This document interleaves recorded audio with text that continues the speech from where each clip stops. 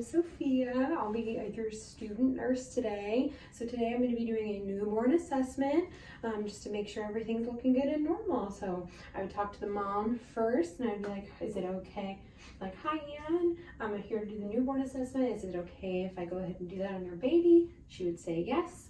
I would go ahead and do hand hygiene. And I would check that the ID band on the baby matches the mom. This is Prescott. Prescott was born yesterday. Hi Ann, has Prescott had a bath since birth? And she had said yes, that he has had a bath, so I'm good not to wear gloves, but if he hasn't had a bath, I would definitely wear gloves just because of any of that fluid from the birth canal, and would want to make sure that I'm protecting myself from that. So since he's had a bath, we're all good there. So I would go ahead and start with vitals, and actually I would start with listening just because he's quiet, he's being cooperative, he is not crying, so I'm going to go ahead and listen first just to make sure that I can get those sounds before he gets riled up. So I'd go ahead and listen to the apical pulse for 1 full minute, looking for heart rate of 110 to 160 in the baby, and he is 142, so we're good there. Listen for a full minute. Same with respirations. I would listen for 1 full minute, and I would make sure that that's between 30 and 60 breaths per minute. So we are good there. He is at 40. So Prescott's sounding good. I would listen to all 4 quadrants of the bowel. He is active, so we are good there as well. And then I would take an axillary temperature for Prescott, and I would want that to be between 97.7 and 99.5, and he is at 98.4, so we're good there as well. And then we could take blood pressure as well, any other vital signs, but those are the big ones, and he is normal. So then we're going to get going with the rest of the assessment. Traditionally, he would be in a crib and totally safe, or mom could be holding as well for part of the assessment.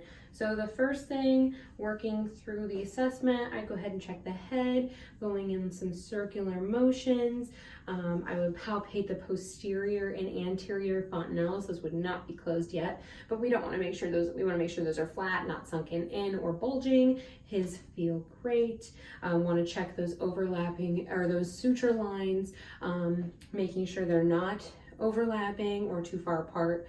They could be overlapping, that's normal, and his are feeling normal together, not overlapping, not too far apart. And then we would also want to feel for any molding coming out of the birth canal. A lot of babies end up having molding just from those suture lines help them to fit through a little better, but he's feeling good. He's got a little molding at the top, at the crown of the head, but nothing abnormal. We would also want to check for any cephalahematomas, which is a little collection of blood pocket, a little collection of blood. He does not have any of those, but if he did, it would just be, it wouldn't cross any suture lines. It would be in one side of the head, collection of blood. He does not have that. There's also caput succedaneum, which he does not have. That is a general collection of fluid across the entire head. It does cross suture lines, which he does not have that either. So we are good there.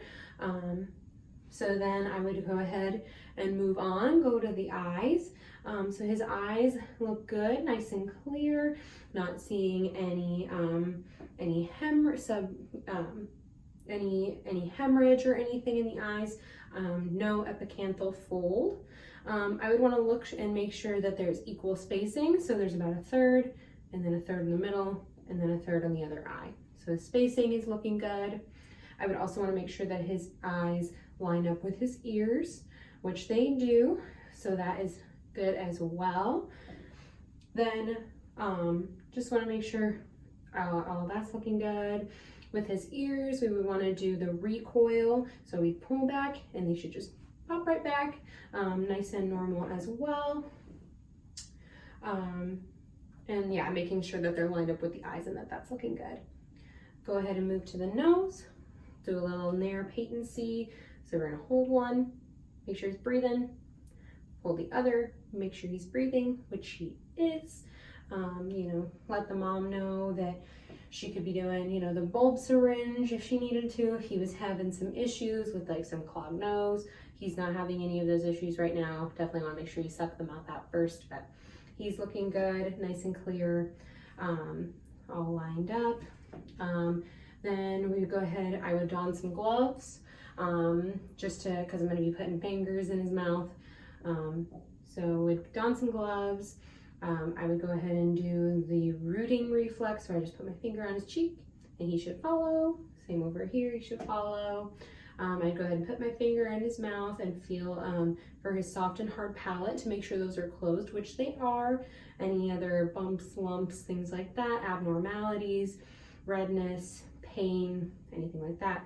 And then his sucking reflex, which he's sucking, so we are good there. So then I would go ahead and move on down to the neck, feel around for any masses, things like that, any neck folds, which he is good. Check for range of motion if he's moving his head, which he is. So we are all good there. I would then move to the clavicles. I'm pressing just to make sure that those are intact, which they are. Sometimes when they go through the birth canal, those can crack just because there's not a lot of space in there. So he's all good there. Then go ahead and move down in the chest. Make sure he's breathing is symmetrical, which it is. Want to look for those 5 signs of respiratory distress: grunting, seesaw respirations, any retractions. Didn't notice any nasal flaring, and then any apnea of greater than 20 seconds. When I was listening earlier, I wanted to make sure I was listening and then also maybe feeling his abdomen at the same time, just because babies can have quite shallow breaths at first. And he's sounding good, no signs of respiratory distress. Chest is good. Then I would go ahead and move down to the abdomen. Go ahead, I already listened. He's got all four quadrants are active, sounding good. Mom, has he had any stools recently? And she's let me know that she changed the diaper about an hour ago and that he did have a stool. She is breastfeeding. So it's normal to have, you know, frequent stools with babies, and he is passing, which is great. Passing stool, awesome. I would go ahead and palpate, make sure there's no hard spots, lumps, anything like that. He's not having any pain, and nice and little round tummy. And then just gonna go ahead and uncover him a little bit to take a look at his skin. Yeah, nice round flat tummy, all good. Nice dark skin, appropriate for ethnicity. I'm not noticing any lanugo. I'm not noticing that vernix is all gone from birth. I'm not seeing any birthmarks, but I could see some stuff like Mongolian spots, which I'm not seeing on this baby. All good with birthmarks. I'm not seeing any erythema toxicum, so no rash, anything like that. No lanugo, but you could see more lanugo on a preterm baby, so nothing like that. Taking a look at the umbilical cord, which it looks to be healing well. No redness, and my gloves I've already taken off, but no redness on the umbilical cord. It is dry and clamped, healing well. I would want to make sure to tell mom not to get that umbilical cord in the diaper, make sure that's outside of the diaper so that it's not going to get dirty from any of those, you know, any poo or pee. Want to make sure it's staying clean, the umbilical cord while it is healing. Then I would want to go ahead and check the diaper to see if it needs changed. His diaper does not need changed, it's dry. All good there. For a male, we would be looking to see, would be feeling the testes, and I would have gloves on for genitalia. So I don my gloves, feel the testes to make sure they've distended. He has deep rugae, which is normal as well. for a term baby. His urinary meatus is on the tip of the penis, and he has not had a circumcision yet, so he still has his foreskin. So all good there as well. For a female, the labia majora would most likely be covering both the clitoris and the labia minora, which would be normal for a preterm baby. We would also be looking for any white discharge could be possible, as well as maybe even some red spots in there just from the hormones from mom during pregnancy. And I'm not noticing any of that as well, which I wouldn't with a male baby. So I'll go ahead and put the diaper back on. Go ahead and flip him over and would check his spine. Nice and straight, no tufts of hair, no dimples, the absence of the lanugo, good clear skin, doing good there as well. Flip him back over. Baby is crying a little bit, which is normal, but overall very cooperative. Can cover him back up a little bit here. Good range of motion, no flaccid, good muscle tone. I could do the instant arm recoil, which they should go right back up. I can do the Moro, where I would clap and his arm should come up in a C. I can do Palmer, where he should wrap around my finger. Same with the feet, the plantar reflex should wrap around my finger. I can do the Babinski, which should be positive, where the toes fan out, which is normal in a newborn. I would count. He's got 5 fingers on each hand and 5 toes on each foot.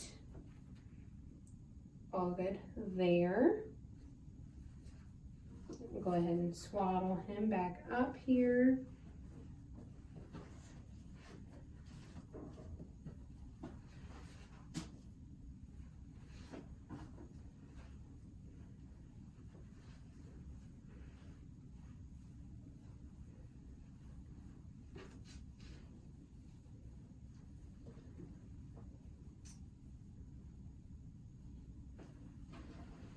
And then looking for any other color discolorations. There was no acrocyanosis, anything like that.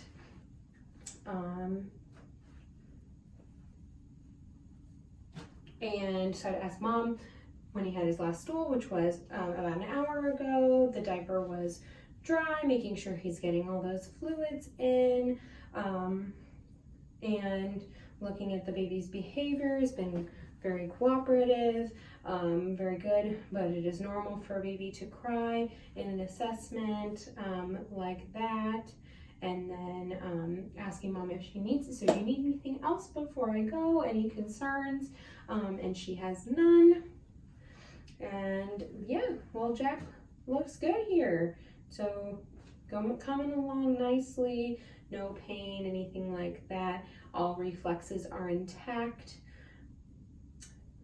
Yeah. All right. Thanks, little Jack.